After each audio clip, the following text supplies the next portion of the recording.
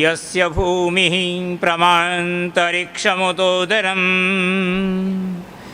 दिवं यश्चक्रे मूर्धनं तस्मै ज्येष्ठाय ब्रह्मणे नमः। तस्मै ज्येष्ठाय ब्रह्मणे नमः। दयामयानन्दनमूलशङ्करं सरस्वतीशं निगमेन्दुसागरं विभुं निराकारमजं जगत्सृजं भजामि मेधार्जनतो महागुरुं। भजामि मेधार्जनतो महागुरुं। समादरणीय आचार्य वरुण जी, श्रद्धा और सम्मान की योग्य आर्यभद्र पुरुषों, वंदनीय माता और बहनों, मुझे थोड़ी देर आपके साथ संवाद करना है और मैं 2-3 वाक्य पहले पढ़ कर के सुनाता हूँ। जो पाठ पढ़ना है उसकी पंक्तियाँ पहले पढ़ कर के सुना दूँ, उसके बाद फिर उन पंक्तियों पर चर्चा करना प्रारंभ करेंगे। मेरे पास ये जो पुस्तक है आपको दिखाई दे रही है, सत्यार्थ प्रकाश इसका नाम है, जिसमें से पंक्तियाँ पढ़ रहा हूँ। जैसे परमेश्वर के सत्य, न्याय, दया, सर्व सामर्थ्य और सर्वज्ञादि अनंत गुण हैं, वैसे अन्य किसी जड़ पदार्थ व जीव के नहीं हैं। जो पदार्थ सत्य है उसके गुण, कर्म, स्वभाव ही सत्य होते हैं। इसलिए मनुष्यों को योग्य है कि परमेश्वर की ही स्तुति, प्रार्थना, उपासना करनी चाहिए, उससे भिन्न की नहीं। एक वाक्य और एक वाक्य और अंत में, ये स्वमंतव्य मंतव्य प्रकाश का वाक्य है। ईश्वर जिसके ब्रह्म परमात्मादि नाम हैं, जो सच्चिदानंद आदि लक्षण युक्त है, जिसके गुण, कर्म, स्वभाव पवित्र हैं, जो सर्वज्ञ, निराकार, सर्वव्यापक, अजन्मा, अनंत, सर्वशक्तिमान, दयालु, न्यायकारी, सब सृष्टि का कर्ता, धर्ता, हर्ता, सब जीवों का कर्मानुसार सत्य न्याय से फलदाता आदि लक्षण युक्त है, उसी को परमेश्वर मानता हूँ। और तीसरा वाक्य है यजुर्वेद के 40वें अध्याय का 8वां मंत्र, सपर्यगात शुक्रम।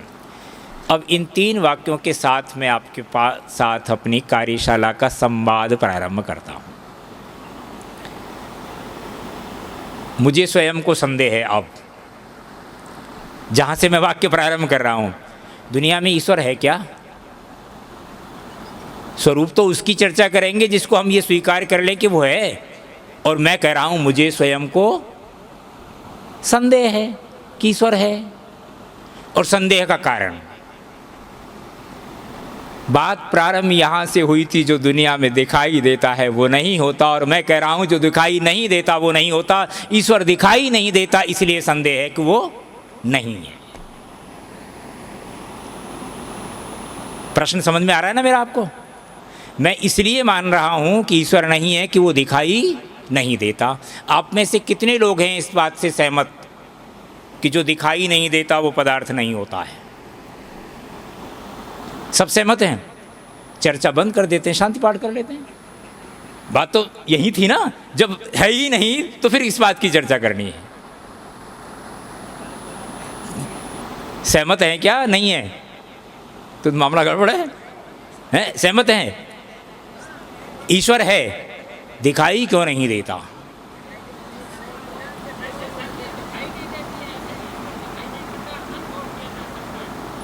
नहीं, मैं केवल इतनी सी बात कर रहा हूं अभी। वो ईश्वर इस दिखाई नहीं देता इसलिए नहीं है ना? और आप इस बात से सहमत नहीं है। आप कहते हैं कि जो चीज़ दिखाई नहीं देती वो भी होती है, यही है ना बात? चलिए, इस बात से मैं सहमत होता हूँ कि जो नहीं दिखाई देती वो भी होती है, तो फिर वो दिखाई नहीं देने वाली होती है और थोड़ी देर बाद दिखाई दे जाती है। जब थोड़ी देर बाद दिखाई दे जाती है तो हम ये सिद्ध कर लेते हैं कि भाई वो हमें इसलिए दिखाई नहीं दे रही थी और अब इसलिए दिखाई दे गई। जैसे दिखाई न देने के बहुत सारे कारण सांख्य दर्शन गिनाता है, और सांख्य दर्शन ये कहता है कि वो इसलिए नहीं दिखाई देता पदार्थ, ईश्वर की चर्चा नहीं कर रहे हैं अभी, जो पदार्थ जिसको हम ये कह रहे हैं कि वो इसलिए दिखाई नहीं दे रहा, इसलिए नहीं मान रहे कि है, वो इसलिए नहीं दिखाई दे रहा कि वो बहुत दूर है। जैसे बम्बई नाम का कोई शहर दुनिया में नहीं है, दिखाई नहीं दे रहा इसलिए नहीं है। आप कह रहे हैं कि है, तो मैं ये कह रहा हूँ क्यों नहीं दिखाई क्यों नहीं दे रहा, इसलिए कि दूर है। तो जो पदार्थ दूर होता है वो दिखाई नहीं देता, ठीक है। अच्छा, एक और इससे भी बढ़िया प्रश्न है। मैं ये कहता हूँ जितने व्यक्ति बैठे हैं यहाँ पर मेरे सामने, उनमें से किसी की भी आँख नहीं है, है क्या? आप में से सबकी आँखें हैं, दिखाई देती हैं क्या? आपको अपनी आँख दिखाई देती है क्या? नहीं। फिर कैसे मान लिया आपने आपकी आँख है? अरे बढ़िया सी बात है, तो समझ में नहीं आ रही बात। भाई दूर था ये तो मान लिया हमने, भाई बम्बई है, दूर है इसलिए दिखाई नहीं दे रहा, लेकिन आँख आपकी है, आपको दिखाई नहीं दे रही। सांख्य दर्शन दूसरी बात कहता है अति सामीप्यात्, बहुत समीप है, इतना समीप है कि उसकी समीपता को कैसे देखें, है ना। पदार्थ इतना समीप है कि वो हमको बहुत समीपता के कारण से नहीं दिखाई दे रहा, बहुत दूर है इसलिए नहीं दिखाई दे रहा। चलिए और एक ऐसा ही बढ़िया सा और एक ले आते हैं। दूर था इसलिए नहीं दिखाई दिया, बहुत पास में था इसलिए नहीं दिखाई दिया, लेकिन ऐसा भी था थोड़ा अंधेरा हो गया है, रात है, पर दिन की कल्पना तो कर ही सकते हैं उजाले की। ये जो बरगद का पेड़ खड़ा है देखिए, इसके पत्ते दिखाई दे रहे हैं मुझे भी और आपको भी दिख रहे हैं, इस पर एक कीड़ा चल रहा है, वो इसलिए नहीं दिखाई दे रहा। अब चूंकि वो दिखाई नहीं दे रहा ना, तो मैं अपनी तरफ से बता रहा हूँ, प्रश्न इसलिए नहीं कर रहा कि फिर आप कहोगे दिखाई दे रहा नहीं है। उन दोनों का रंग एक है। पालक के पत्ते पर चलने वाला कीड़ा, उसका रंग पालक के पत्ते की तरह हरा है, इसलिए वो कीड़ा दिखाई नहीं दे रहा। रंग दोनों का एक हो गया, अभिभूत हो रहा है। आकाश में तारे निकलते हैं क्या? देखे हैं ना, दिन में निकलते हैं या रात में? हैं?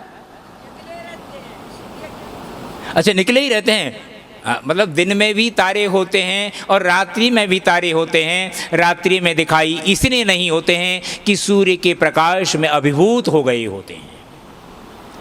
4 कारण हो गए ना पदार्थ के न दिखाई देने के।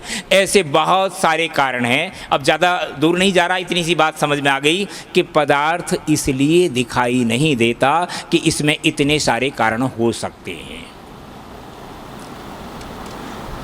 अब बात ये थी कि वो अनुभव होता है, तो अनुभव के बहुत सारे उदाहरण बता दिए गए थे कि भूख का रंग कैसा है, भूख का वजन कैसा है, भूख कैसी है ना। चलो भूख और प्यास और दर्द को तो छोड़ देते हैं। मैं एक बात ये भी मानता हूँ कि हवा भी दुनिया में नहीं होती है।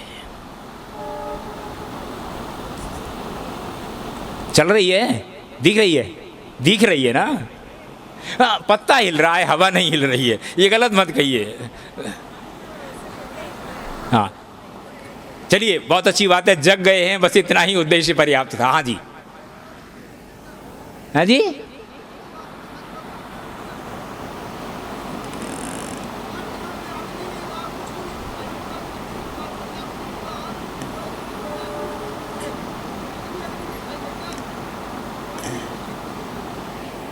बहुत बढ़िया, बहुत बढ़िया, बहुत बढ़िया।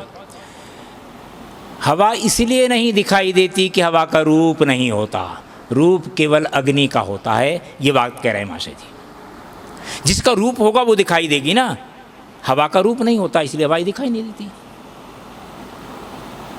प्रत्यक्ष के साथ उसको हम प्रत्यक्ष जिसको कहते हैं ना, प्रत्यक्ष का अर्थ क्या होता है? नहीं, ये बस आप अब यही समझना है, प्रत्यक्ष का अर्थ दिखाई देना नहीं होता, ये ध्यान रख लीजिएगा। बस इतनी सी बात समझिए आप। प्रत्यक्ष का अर्थ दिखाई देना नहीं होता। प्रत्यक्ष का अर्थ क्या होता है ये आप समझ लीजिए। थोड़ा सा दर्शन की बात है इसलिए जो है उसको बात को कह देता हूँ। न्याय दर्शन जब प्रत्यक्ष की बात करता है तो वो 5 प्रकार से बात करता है। आँख से दिखाई देने वाला प्रत्यक्ष चाक्षुष प्रत्यक्ष कहलाता है। कान से सुनाई देने वाला प्रत्यक्ष कर्ण प्रत्यक्ष श्रोत्रज प्रत्यक्ष कहलाता है। गंध से दिखाई देने वाला प्रत्यक्ष गंधज प्रत्यक्ष, जो कि नाक से मैंने सूंघ करके देखा है उसको। मेरे पास 5 ज्ञानेंद्रियां हैं।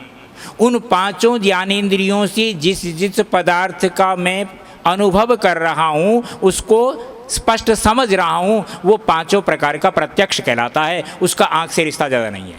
5 है। और एक बहुत मोटा सा उदाहरण जिसको कई बार कहता हूँ, उसके बाद आगे चलता हूँ।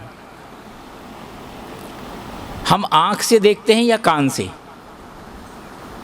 वह बड़ी कमाल की बात हो गई। अभी अभी मैंने कहा था कि जिसको कान से सुनते हैं उसको कर्ण प्रत्यक्ष कहते हैं, तो कान से भी देखते हैं। हम 5 इंद्रियों से देखते हैं। उदाहरण देख लीजिए, बहुत मोटा सा, सबके समझ में आएगा। आपके सामने भोजन की थाली रखी है। परोसने वाले व्यक्ति ने आपसे ये कहा है कि आप जरा देख कर के बताइए सब्जी में नमक मिर्च कम है अथवा ज़्यादा है, खीर में कम तो नहीं रह गया है मीठा। किससे देखेंगे? जीभ से देखेंगे ना। तो जीभ देखने का काम करती है ना, सीधी सीधी बात है। 5 ज्ञानेंद्रियां हैं, 5 ज्ञानेंद्रियां देखने का काम करती हैं। और देखना शब्द का अर्थ है समझना। हम 5 ज्ञानेंद्रियों से पदार्थों को समझते हैं, ये प्रत्यक्ष है। इन 5 का विषय ईश्वर नहीं है, इसलिए वो प्रत्यक्ष नहीं होगा। ईश्वर मन का विषय है, इसलिए अनुमान के साथ जुड़ेगा। ये इतनी तक बात आप पहले सुन चुके। ये तो उदाहरण के साथ जुड़ी हुई बात थी। मैं जिन वाक्यों को पढ़ रहा हूँ उसके साथ आपको अपनी बात के साथ लेके चलता हूँ और समय के साथ पूरा करूँगा।